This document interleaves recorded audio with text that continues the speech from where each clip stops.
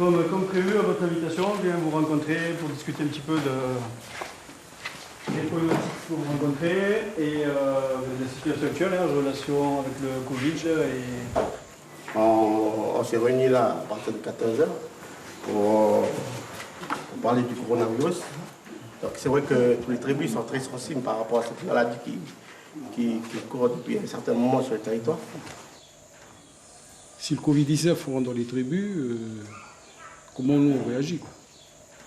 Est-ce qu'on isole carrément la tribu? Est-ce que quand on parle de confinement, c'est facile dans les maisons à Nouméa ou dans le village. Dans la tribu, le confinement, c'est où ça commence, où ça finit quoi. Parce qu'il n'y a pas de barrière, c'est les arbres, parce que c'est comme ça. Donc on dit le confinement, mais quand le gosse il passe derrière, tout de suite il est chez le voisin, il est chez le cousin. Ça peut changer. Je pense que c'est par rapport à la tribu. Si c'est une tribu qui est étendue sur un territoire assez large, ça ne peut pas être la même réponse qu'une tribu où toutes les maisons sont resserrées. Ça sera du cas par cas, on s'adaptera à la situation.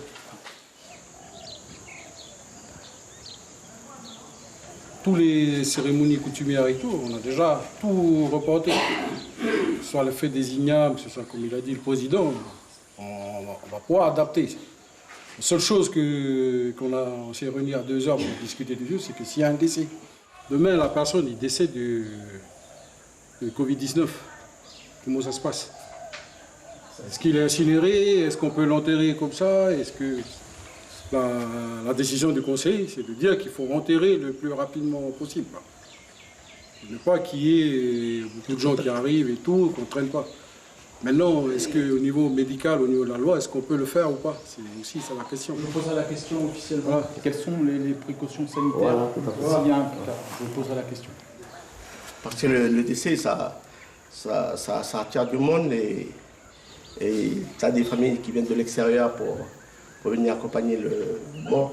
Ben, s'il y a un décès, donc c'est l'oncle maternel et la famille elle-même. Voilà. Donc limiter les personnes qui vont venir ailleurs que de la tribu. Et après, même au sein de la tribu, est-ce que vous avez l'intention de limiter un petit peu l'affluence? D'accord, aussi. Ça fait. C'est sûr, c'est une bonne intention. Ça respecte un peu toutes les consignes de non-rassemblement, justement, de plus de 20 personnes. C'est vrai que ça bafoue la culture. Ça bafoue aussi notre façon de vivre. Et il faut qu'on lutte pour qu'à un moment ça disparaisse puis on vit comme on a vécu auparavant. Dans la société kanak, il y a de façon très forte la mémoire collective que les épidémies, l'arrivée d'une maladie extérieure, c'est dangereux pour la société. De façon beaucoup plus forte que les non-Kanaks en Calédonie.